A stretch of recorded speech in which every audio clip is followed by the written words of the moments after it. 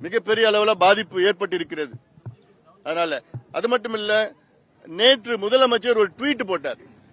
என்ன ட்வீட் போட்டார்னா, கடந்த அதிமுக ஆட்சியில் இரவில் மக்கள் தூங்கிக் கொண்டிருக்கின்ற நேரத்தில் செம்பரம்பாக்கம் ஏரியை திறந்து விட்டதனால் எவ்வளவு பேர் இறந்தார்கள் என்றெல்லாம் ட்வீட் போட்டார்கள். ஆனால் எங்கள் ஆட்சி அப்படி கிடையாது என்று ட்வீட் போட்டார்கள்.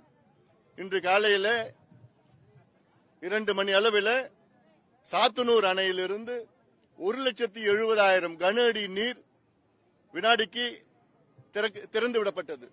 இந்த செய்தி யாருக்கும் தெரியல.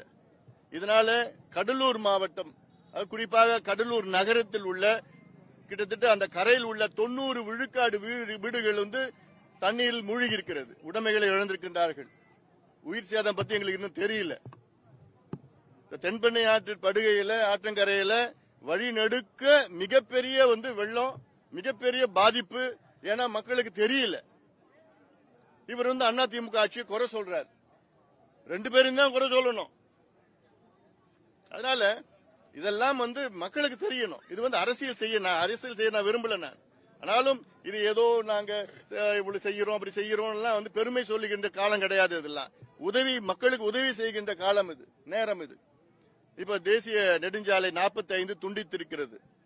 ஏன்னா போக்குவரத்து நெரிசல், மிகப்பெரிய நெரிசல் இருக்கிறது. அரசூர் பகுதியில் அங்க இந்த வெள்ளம் போறது வழி இல்லாம அங்க சாலையில சாலை இரண்டாக இருக்கிறது. அங்க அதே போன்று பல சாலைகள் துண்டித்திருக்கிறது. அங்க போகிறதுக்கு அணுக முடியல. மின்சாரம் இல்லாதனால அங்க கைபேசி, தொலைபேசி எதுவும் இல்லாத ஒரு சூழல் இருக்கிறது. உடனடியாக தமிழக அரசு நிவாரணம் அளிக்க வேண்டும். இங்க மரக்காணம் பகுதியில் மட்டும் கிட்டத்தட்ட 5000 ஏக்கர். விழுப்புரம் மாவட்டம் என் கணக்கு கிட்டத்தட்ட ஒரு 50,000 ஏக்கர் நெல் பாதிக்கப்பட்டிருக்கு. விழுப்புரம் மாவட்டத்தில் மட்டும்.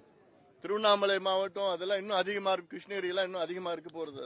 அதனால இதெல்லாம் உடனடியாக முதலமைச்சர் அவர்கள் கணக்கெடுத்து நடத்தி, அதற்கு அதிகாரிகளை அனுப்பி வைத்து கணக்கெடுத்து நடத்தி இதற்கெல்லாம் நிவாரணம் கொடுக்கணும். அதாவது வீடு இழந்தவர்களுக்கு வீடு, நிலம், அதாவது பயிர் இழந்தவர்களுக்கு, நெல்லுக்கு குறைஞ்ச